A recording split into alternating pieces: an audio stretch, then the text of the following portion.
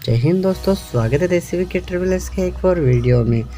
आज की वीडियो में आपको लेकर चलता हूँ लक्षद्वीप। अगर आप लक्षद्वीप घूमने जाने की सोच रहे हैं तो ये वाला वीडियो आपको पूरा देखना चाहिए, क्योंकि इस वीडियो में आपको लक्षद्वीप घूमने की सारी जानकारी देने वाला हूँ। लक्षद्वीप घूमने कब जाए, कैसे जाना चाहिए, वहाँ रुकने की क्या व्यवस्था है, यह सारी जानकारी आपको देने वाला हूँ, इसलिए वीडियो पर बने रहना एंड तक। लक्षद्वीप जो 36 आइलैंड के समूह से बना है। लक्षद्वीप में आप सिर्फ 5 आइलैंड पे जा सकते हैं, वो Kavaratti island, Agatti island, Bangaram island और कदमत आइलैंड और मिनीकॉय आइलैंड। बाकी दूसरे जो आइलैंड हैं वहाँ पर जाने की परमिशन नहीं है।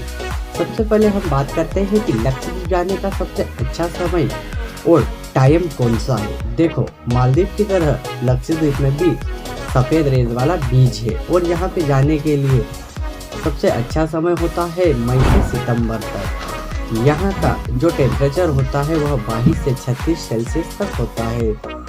दिसंबर to फरवरी तक यहाँ पर टूरिस्ट की काफ़ी भीड़ होती है। अगर आप लक्षद्वीप को आराम से घूमना चाहते हैं तो आपके लिए 6 से 7 दिन काफ़ी होंगे। अब बात करते हैं लक्षद्वीप जाना कैसे। अगर आपको लक्षद्वीप जाना है तो उसके लिए सबसे पहले आप कोची जाना पड़ता है। आप इंडिया के किसी भी कोने से केरल के कोची की फ़्लाइट या ट्रेन ले सकते हैं। लक्षद्वीप जाने के लिए आपको कोची तो जाना ही पड़ेगा, क्योंकि कोची में आपको लक्षद्वीप जाने पर परमिट मिलता है।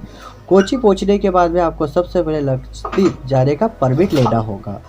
देखो, इंडिया में कुछ ऐसी जगह जहां पर आपको जाने के लिए प्रशासन की अनुमति लेनी होती है और लक्षद्वीप भी एक ऐसी जगह है जहां पर जाने के लिए आपको परमिट लेना होगा।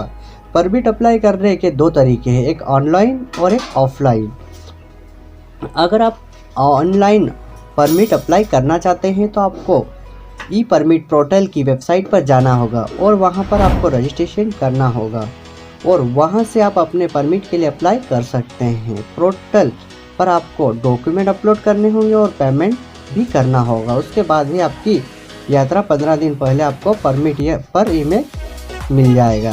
अगर आप ऑफलाइन अप्लाई करना चाहते हो तो कोची के वेलिंगटन आइलैंड इलाके में लक्षद्वीप प्रशासन का ऑफिस है। आप यहां पे जाके परमिट की अप्लाई कर सकते हैं और आप अपनी ट्रिप को स्टार्ट करने से पहले परमिट भी अप्लाई कर सकते हैं। लक्षद्वीप का जो परमिट होता है 30 दिन के लिए होता है और इसकी फीस होती है, ग्रीन टैक्स भी देने होंगे। अगर आप आईडी प्रूफ या पासपोर्ट साइज फ़ोटो, अपना परमिट, यह तीनों चीज़ अपने साथ संभाल के रखें। परमिट लेने के बाद में आपको जाना होगा लक्षद्वीप। अब लक्षद्वीप आप 2 तरीके से जा सकते हो, पहला फ्लाइट और दूसरा शिप। इन दोनों तरीके से ऑनलाइन सर्च करने पर आपको कोची से सिर्फ अगाती आइलैंड की फ़्लाइट मिलेगी। मानसून के दौरान आंटी आइलैंड से कवारा आइलैंड तक हेलीकॉप्टर की सुविधा उपलब्ध है। ये जितने भी आइलैंड हैं ये सभी लक्षद्वीप के अंदर ही आते हैं। अगर आप शिप से लक्षद्वीप जाना चाहते हैं तो आपको 7 शिप चलती है। यह जो जहाज़ होते हैं यह 14 से 18 घंटे समय लेते हैं। यात्रा करने का जो समय है वह उस बात पर भी निर्भर करता है कि आप किस आइलैंड पे जाना चाहते हो। इन जहाज़ों में यात्रा करने की कई सारी क्लासेस है, ऐसी फर्स्ट क्लास, सेकंड क्लास और बैंक क्लास। कुछ लोग जहाज़ में यात्रा करने से भी सिकनेस होते हैं, मतलब उनकी यात्रा करते टाइम तबीयत खराब हो जाती है। ऐसे लोगों को जहाज़ में एक डॉक्टर भी होता है। सीजर के दौरान एक आइलैंड से दूसरे आइलैंड पर जाने के लिए स्पीड बोट भी चलती है, तो उसे भी एक आइलैंड से दूसरे आइलैंड पर जा सकते हो। लक्षद्वीप में घूमने के लिए कवारा आइलैंड है, ये लाइट हाउस है। यदि आप आइलैंड के कदमत आइलैंड है और बंगाराम आइलैंड और तिनकारा आइलैंड, यह मालदीव्स की तरह लक्षद्वीप में भी सफ़ेद रेत वाले बीच है। यहाँ खाने पीने के लिए कोई भी आपको अच्छी व्यवस्था मिल जाएगी। यहाँ आपको कोकोनट मिल्क, बनाना चिप्स और जैक फ्रूट जैसे पकवान को चखना चाहिए। अगर आप बात करते हैं लक्षद्वीप जाने की खर्चा कितना होगा, देखो डिपेंड करता है कि आप किस सीजन में लक्षद्वीप जा रहे हो और कितना पहले प्लानिंग करके जा रहे हो, तो इस आधार से लक्षद्वीप की यात्रा तथा खर्चा होगा।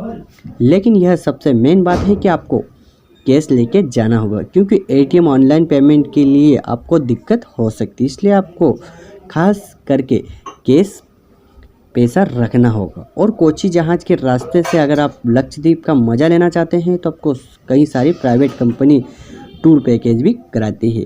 तो ये टूर पैकेज होता है 2 से 5 रोज़ का। इसमें आपको कई सारे आइलैंड घुमाया जाता है, जिसमें खाने पीने की व्यवस्था पैकेज में ही होता है। और ये जो टूर पैकेज होता है ये 15,000 से 60,000 के तक होता है। तो आप किसी भी प्राइवेट कंपनी का टूर पैकेज ले सकते हैं। अगर आप हिसाब से जाते हैं तो वहाँ पर रुकने के लिए कई सारी व्यवस्था है, जैसे बंगा आइलैंड में आप कॉटेज भी ले सकते हैं जो लगभग 1,000 में मिल जाएगा। और एकदम आइलैंड में भी आपको 8,000 तक कमरा ले सकते हैं। अगर आप कवारा आइलैंड में रिजॉर्ट बुक करना चाहते हैं तो वह लगभग 1,000 में मिल जाएगा। अगर आप लक्षद्वीप में स्कूबा ड्राइविंग करना चाहते हैं तो 20 मिनट की स्कूबा ड्राइविंग के लगभग 1,000 रुपये लगते हैं। और 40 मिनट की स्कूबा ड्राइविंग के लिए लगभग 5,000 तक बाकी प्रोसेस है, जो थोड़े बहुत ही ऊपर नीचे हो सकते हैं। और किसी आइलैंड पर घूमने का पैकेज होता है, यह 1 से 1,500 तक होता है। अगर आप एक आइलैंड से दूसरे आइलैंड पर जहाज़ के द्वारा जा रहे हैं तो 1,000 से 8,000 तक लगते हैं। लक्षद्वीप में आपको नेटवर्क की थोड़ी प्रॉब्लम हो सकती है। लक्षद्वीप में जो आइलैंड है वो काफ़ी ज़्यादा सुंदर है, और इनकी सुंदरता बनाए रखने के लिए आपको इस बात का ध्यान रखना होगा कि आपको वहाँ गंदगी नहीं फैलानी है। और वीडियो पसंद आया तो वीडियो को लाइक कर देना। मिलता हूँ अगले एक ऐसे इन्फॉर्मेटिव वीडियो में।